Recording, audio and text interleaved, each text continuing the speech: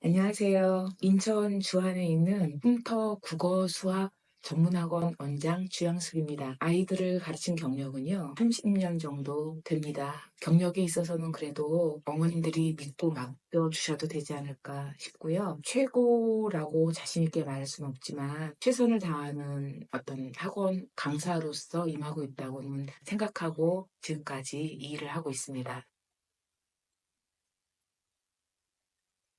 먼저 고등과정을 설명을 드리면요. 일단 평상시에는 수능 대비를 하고 내신 기간에는 내신 대비를 한다고 보시면 됩니다. 평상시 수능 대비 같은 경우는 아이들이 혼자 하기 어려운 문법이라든가 고전문학 위주로 제가 수업을 많이 해주고요. 제가 정해놓은 커리에 따라서 문법 교재를 할 수도 있고 문법 교재가 끝나면 문학 교재 또는 고전 문학 교재 이렇게 제가 그때그때 상황에 맞게 교재 선정을 해서 수업이 이루어진다고 보시면 되고요. 평상시 숙제가 굉장히 중요한데요. 사실은 수업만으로는 성적 향상을 기대하기가 좀 어려워요. 숙제를 설명을 드리면 수능 파트를 보면은 아주 크게 문학 파트하고 비문학 파트가 있는데 사실 문학 파트 같은 경우는 어떤 문학적 감도 필요하고요. 그 감이라는 게 단기적으로 이렇게 형성되는 게 아니다 보니까 이제 많은 작품을 저와 함께 공부하면서 감을 익히는 과정이 필요해요. 근데 그거에 반해서 비문학 즉 독서 파트라고 하죠. 이 독서 파트는 본인이 얼마나 성실하게 많은 문제를 풀어보느냐에 따라 읽는 속도도 빨라지고요. 주제문 찾는 훈련도 되거든요. 그래서 이제 저는 그 훈련 차원에서 독서 같은 경우는 숙제를 많이 내주는 편이에요. 일주일에 10개 이상을 내주고요. 자기 숙제용 교재인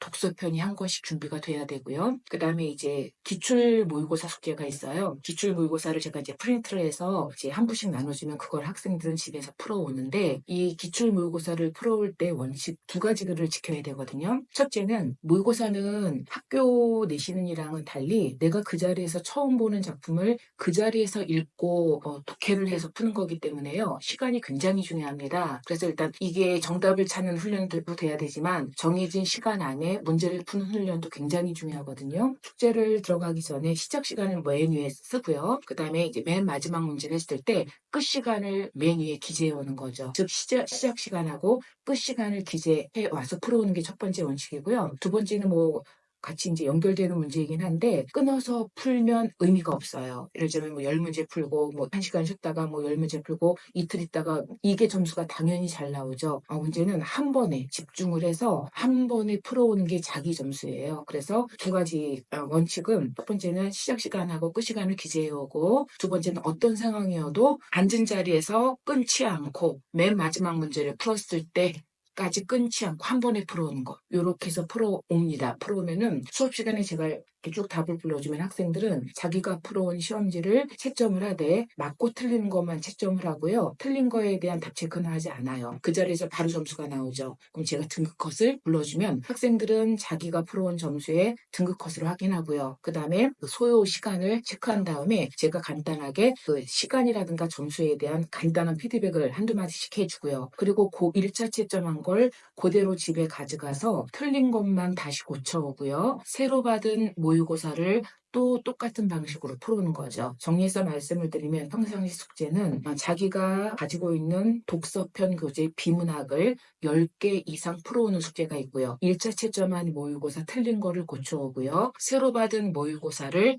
풀어오는 요 세 가지가 평상시 숙제라고 보시면 돼요. 이렇게 수업을 진행하다가 내신 기간이 되면 약 6주 정도 전에 지금까지 했던 수능 대비 수업은 스톱을 하고요. 내신 대비로 들어갑니다. 내신 대비는 아시다시피 학교별로 출판사가 다 일단 모든 대한민국 고등학생이 기본적으로 가지고 있는 내신 교재는 그 출판사에서 나오는 잡서하고 평가 문제집이 전부입니다. 이거는 모든 고등학생이 다 하고 있는 문제집 두 권이기 때문에 이 두 권만으로는 절대 1, 2등급의 높은 점수를 기대할 수가 없어요. 일단 제가 자습서로 시험 범위에 해당되는 걸 복습을 다시 시작을 하고요. 수업 시간이 자습서 나간 만큼 평가 문제집은 자동적으로 숙제가 되고요. 이 시험 대비에 해당되는 자습서와 평가 문제집을 2주가 넘어서면 우리가 학교보다 진도를 앞질러서 먼저 시험 대비 진도를 끝냅니다. 시험 대비 진도를 끝내는 게 3주 반 정도의 시험 대비 진도를 끝내고요. 나머지 2주 반 정도는 자습서 평가 문제집 외에 문제풀이를 계속 시킵니다. 점점 고등학교 추세가요. 수능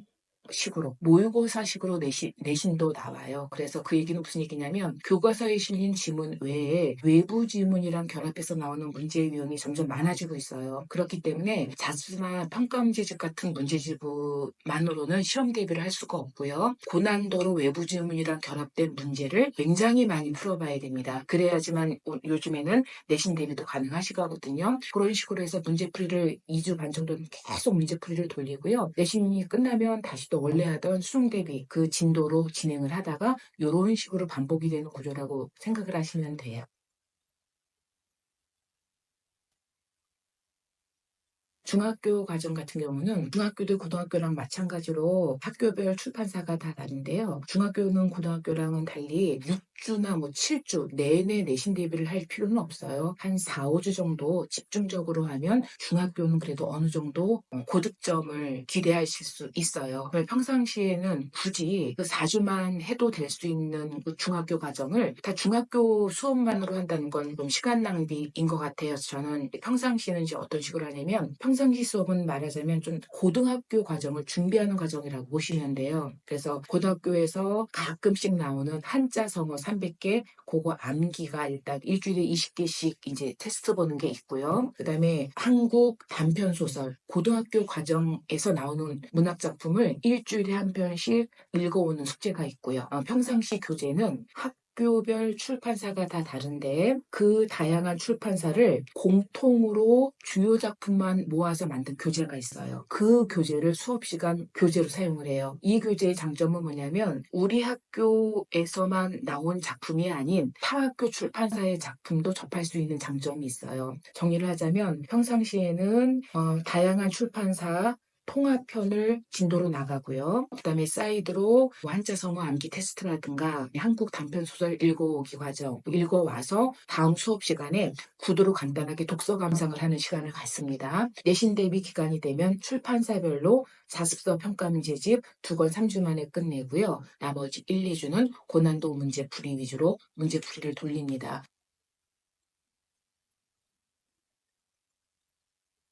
책을 많이 읽은 아이들은 학년이 높아질수록 드러나요. 뒤늦게 드러나요. 그러면 이제 와서 그럼 책을 많이 읽어야 되느냐? 이제는 시간이 없죠. 초등학교 때처럼 시간적 여유가 없죠. 그러면 지금에 와서 책을 많이 읽는 효과를 내는 방법은 일단 중학교 과정에서는 그런 걸 대비해서 고등학교 교과서에 나오는 작품 중심으로 단편 소설을 일주일에 한 편씩 계속 읽혀요. 계속 읽히다 보면은 100편 안쪽으로는 그래도 읽게 돼요. 고등학교 과정에서는 그런 책을 읽어오는 과정은 없대. 다양한 문제와 다양한 작품을 접하는 방법밖에 없어요. 왜냐면 시간적인 한계도 있고 물리적으로 그런 한계가 있기 때문에 감을 익힌다던가 그런 방법이 일단 있을 것 같고요. 개인적인 생각이긴 한데요.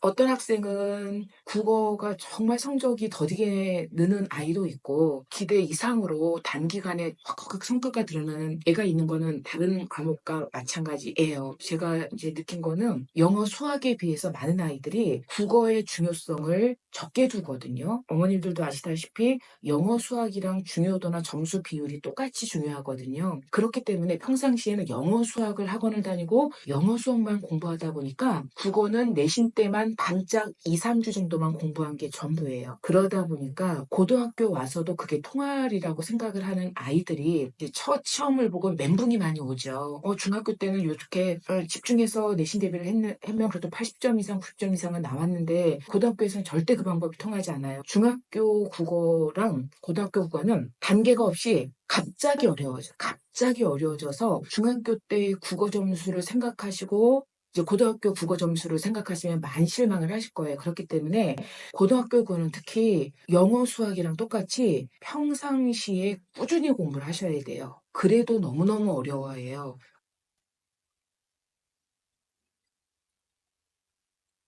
중학교 과정에서는 시험만 생각하시면 안 되고 장기적으로 생각을 하셔야 돼요. 중학교 때 항상 90점 이상이 나왔던 애들인데 고등학교 시험에서 국어 점수가 하늘과 땅 차이로 달라지는 애들이 굉장히 많아요. 중학교 국어 점수로 그 아이의 국어 실력이 평가가 절대 될 수 없어요.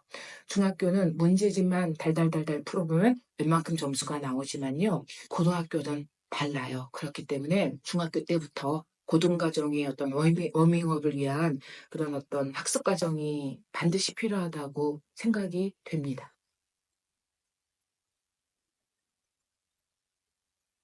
중점적으로 다루고 있는 대표적인 학교는요. 석정여고, 인천남고등학교, 인천고라고 보시면 됩니다. 15년 이상 전문을 했다고 보시면 돼요. 많은 어머님들이 석정여고, 인천남고는 공부를 못하는 학교, 그래서 내신 따기 좋은 학교라고 알고 계신데 그건 옛날 얘기입니다. 석정여고도 옛날에는 100점을 맞아도 1등급이 안 될 정도로 문제가 쉬웠던 적이 옛날에는 그랬어요. 요즘엔 안 그래요. 선생님들도 꾸준히 바뀌고 문제 스타일도 이제 모의고사식으로 바뀌다 보니까 외부 지문이 굉장히 많이 나오고 있고요. 석정여고 같은 경우는 몇 년 전부터 1등급 컷이 70점대인 경우가 굉장히 잦아요. 그 얘기는 문제 난이도가 굉장히 어려워지고 있다는 말이거든요. 인천남고도 마찬가지예요. 문제 수준이 옛날처럼 뭐 단순하다, 내신 따기 좋다 절대 그렇지 않아요, 어머님. 외부 지문이 결합이 굉장히 많이 되고 있고요. 새로 오신 선생님들이 굉장히 공을 들여서 문제를 만들고 있다는 인상을 많이 받아요. 외부 지문이랑 결합이 되다 보니까 범위가 정해진 시험 문제임에도 불구하고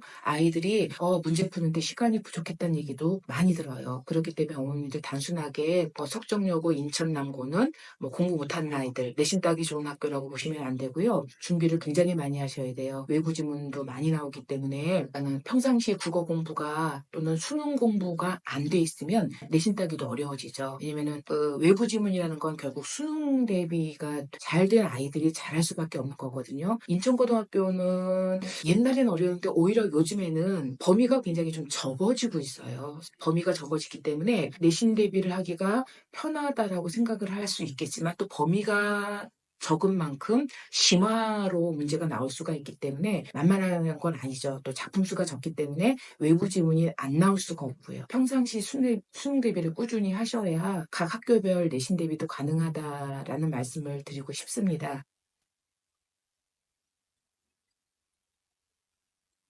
수학은 이제 많은 학원들이 판서 수업으로 같은 학년 아이들을 많은 인원을 앉혀놓고 판서 수업을 진행할 거예요. 수학 같은 경우는 다른 과목이랑은 달리 학생 편차가 굉장히 심하고요. 학생들이 받아들이는 속도도 굉장히 속도감을 타는 대표적인 과목이 수학이라고 생각을 해요. 그런 학생을 일률적으로 앉혀놓고 판서 수업하는 거는 학생 개개인으로 봤을 때는 비효율적이라는 생각이 들어서 저희 학원에서 이제 수학 수업은 이제 과외식 1대1 수업이라고 보시면 돼요. 한 명을 앉혀놓고 수업을 하는 거는 아니지만 뭐 적게는 두세 명, 많게는 네다섯 명씩 이렇게 소수로 앉혀놓고요. 이제 1대1로 봐주는 수업이라고 생각을 하시면 돼요. 같은 학년이라 하더라도 교재가 다를 수가 있고요. 진도, 속도가 다를 수가 있습니다. 그러니까 이제 학생들 중에는 고등학교를 입학을 했는데 선생님 저 중학교 과정을 공부를 정말 하나도 안 했어요. 그래서 뭔 소린지 하나도 모르겠어요. 라는 학생은 실제로 한 2, 3개월 정도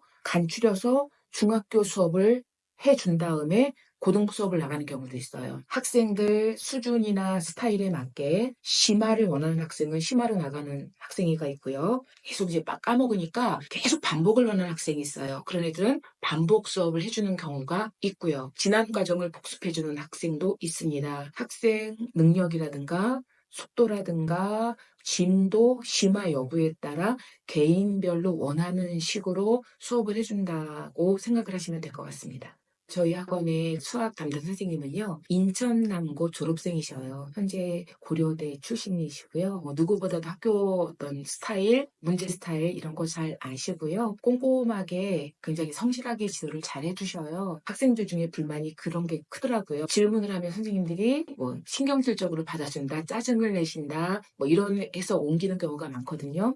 제가 선생님한테 가장 원했던 것도 그거고 아이들이 돈을 내고 다니는 학원이기 때문에 우리는 아이들이 원하는 걸 최대한 맞춰줘야 된다. 선생님 기준으로 모든 걸 생각하시면 안 되고 학생들 기준으로 생각을 하셔야 되기 때문에 아이들이 여러 번 질문을 하거나 할 때 항상 친절하게 최대한 학생들 입장에서 배려해 주셨으면 좋겠다라는 걸 원했고요. 선생님도 그런 기대에 부응하고 계셔서 제가 참 마음적으로 많이 신뢰를 하고 계신 선생님이십니다. 그러니까 어머님들이 그런 거는 믿고 맡기셔도 될 것 같습니다.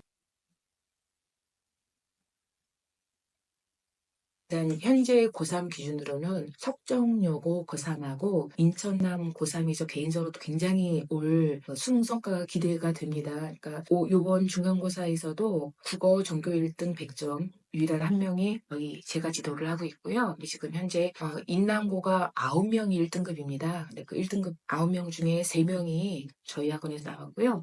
나머지 아이들도 거의가 3개 정도 틀린 아이들이에요. 그리고 이제 이 석점여고 같은 경우도 8명이 1등급으로 알고 있는데 지금 현재 1등급이 3, 4명은 될 거예요. 수학도 마찬가지예요. 확통도 이번에 100점 1등급이고요. 미적도 1등급 나왔습니다. 그 학생들 지금 수학, 국어 다 여기서 다니고 있고요. 결과가 나와야 되겠지만 인남고, 석정여고 합쳐서 이번 스카이를 기대하는 학생은 10명 정도는 기대를 하고 있거든요. 충분히 가능하리라고도 지금 판단되고 있고요.